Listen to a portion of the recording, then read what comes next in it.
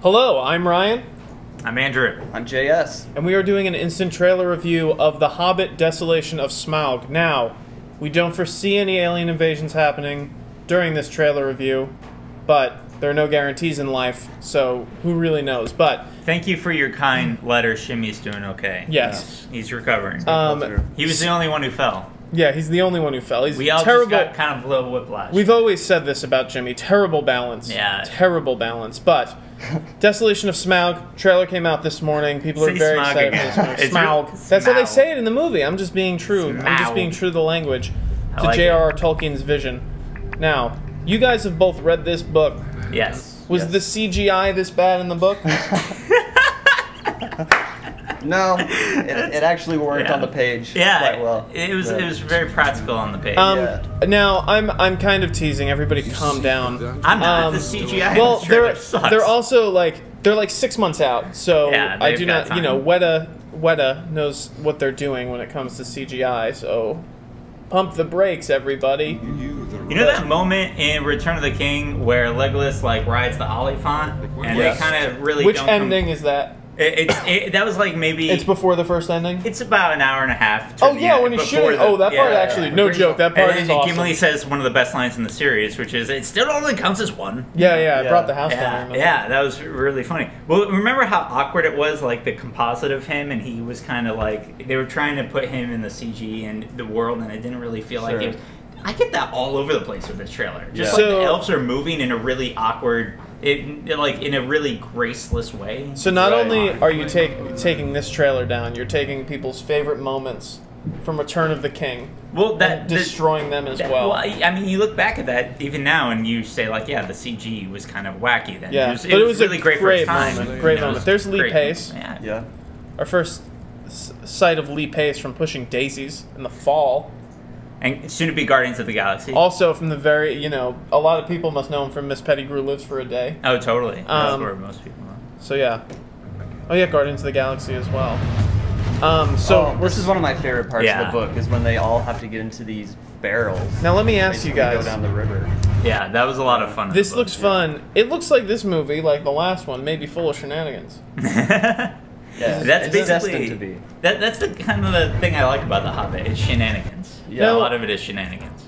Does anyone in the world do a better Wonder face than Martin Freeman? I'm not kidding. No, I love Martin Freeman. I adore him. I think he's a great actor. The best thing about this series so far, the Hobbit prequels, is that casting, I think. Now, you guys have read this. Those are all elves, I'm guessing, right? Mm. Yes. I very much look forward to this set piece because it looks awesome. Yeah. They're going to be... You know how they went from tree to tree at the end of the first Hobbit? I think we're going to get some of that again in this scene.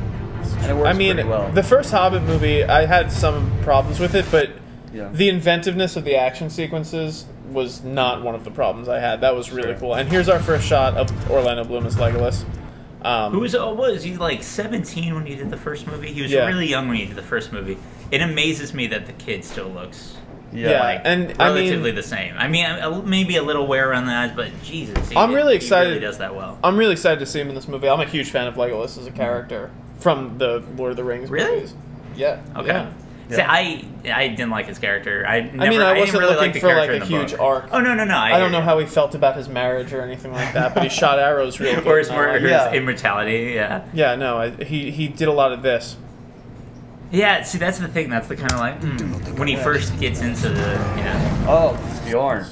Gotta love that. There you go. Is that the name of that giant thing? Bjorn? Yeah, well, it's actually a man who can shapeshift into a bear. It's pretty awesome. And so, right after the Eagles have dropped the whole gang off, they end up staying at his house for a little bit. So, this looks like when they first meet him. There you go. Yeah. All right. I'll just put a slight spoiler alert. They've obviously read the books. Yep. So the effects of him is the one place I do enjoy the effects. Yeah. Evangeline Lilly. Yeah, from Lost. Right. And Real Still. Let's not forget that. Oh, yeah. And Freddy vs. Jason. She's an extra in Freddy vs. Jason. I'm not even joking there. Great. So here's the thing about Legolas in this movie. We know, like, chronologically his character was there, but he wasn't in the book, in The Hobbit. Right. He wasn't in the book. Right. Now, a lot of people might say, like, well, they're doing this they're doing this to be, in Tolkien's vision, and they're doing this to kind of expand the world and everything. But Tolkien isn't afraid of kind of doing what Peter Jackson does. He kind of makes director's cuts and extended cuts. Right. Tolkien wasn't afraid of that. He rewrote some of The Hobbit after he wrote Lord of the Rings in order, like the Riddles in the Dark. He redid that to make Gollum a more, to add elements to Gollum to make that fit. Yeah. Why didn't he do that and just put Legolas in? This is, I think, a bit masturbatory for filmmakers to really make him essential to not only the trailer, but seemingly going to be the movie. He's going to be a central character. It's not being in line with Tolkien's vision then. It's clearly movie fan service. Yeah, is what it is. It is. And not book. There's a recent interview with Viggo Mortensen where he was like, yeah, they asked me to do it. And I said, no, I'm not in the book. And I kind of wish that... Whoa. I don't know. I know it's fan service, but these movies are so long. Yeah. We passed over Frodo sliding down that huge pile of gold. I'm going to correct you just before the internet does. Yeah, so that's him in is that Smaug's? Yes. All Smaug's gold. Yep. Which we saw at the end of the first Hobbit. And this they kind of alluded to in the first Hobbit film, but we didn't see exactly what happened. This Jimmy was saying from his deathbed, he was talking about how that was in the trailer for the first Hobbit trailer when it was still thinking of being 2 movies. So that whole set piece. So there's our guy also. There's what's his name? Azog or something? Azog. Yeah, I believe so. And you see his hand there. Yeah, he's none too happy, and he's after. I hated that character. No giant spider. Just a boring character. I'm sorry. Man, you're really making no friends today. There's Luke Evans, correct? Yeah. Evans. Yeah. He plays Bard the Bowman, I believe. Yeah. So. He's also playing the villain. Fast Six. He was the villain in Fast Six. That's what it was. I will say. I think he's going to be the Crow too. He's going to be This I will say. I love the look of these movies, like all of the different areas and stuff, like the wood shots before with the elves. It's just gorgeous to look at. And the especially Hobbit does look more like sets. It looks more like it's also the color palette is brighter and more vibrant, as you said. It's kind of before the world Middle Earth went into darkness. I don't know why I put that quote. It's really what it's called. Yeah, this stuff is very bright compared to everything we saw. Yeah. A lot of jumping. I think we got like so much 5 people jumping. Jumping and tossing. Right. Yeah. They're tossing dwarves, they're jumping on orcs. Surprisingly action heavy for the first trailer. Yeah.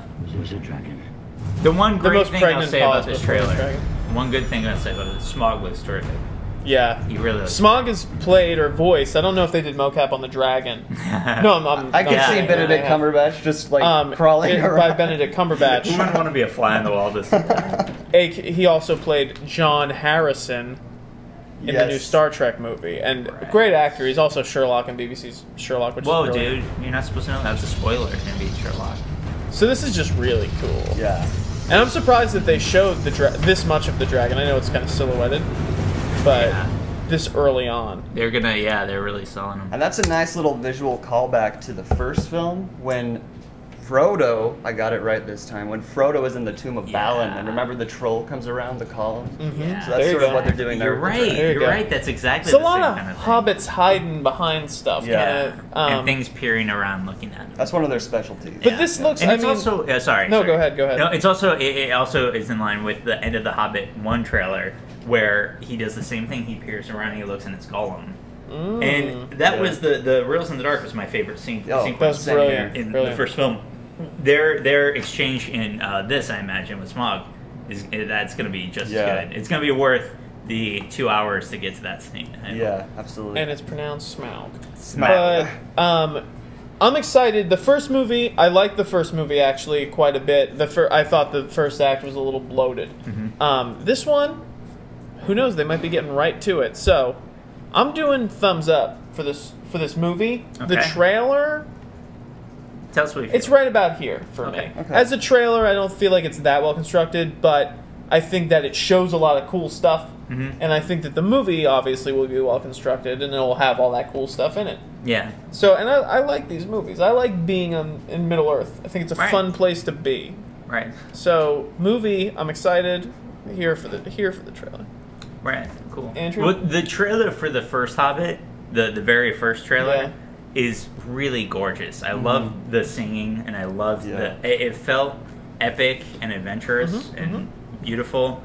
they can't repeat that, and they're already in the middle of their stuff. So constructing a trailer as interesting as that one, I imagine, would be really hard. The trailer for this is kind of whatever. I don't feel like any of the stakes are there, but there's not a whole lot of stakes in the book either, so I guess that's fine. In terms of what it's showing and what I'm looking forward to in the movie, I'm really excited to see Smaug now. Smaug. That being said, I was quite looking forward to. I'm a moderate fan of Lord of the Rings. Like, I think even those films are a bit baggy, but The Hobbit was just incredibly baggy, and I really love that book. Yeah. And it was, I think it was to the detriment of the source material, that how baggy it was. And yeah, so with this, I'm looking forward to a scene in the movie, and that's maybe about it. Okay. JS, what do you think? Yeah, I felt the first film was actually like the extended cut. What we saw in theaters was an extended cut. But that there will be another. Yeah, it's going to get even longer and longer. And so this, I mean, it gives fans of the movies and fans of the book a lot to look forward to.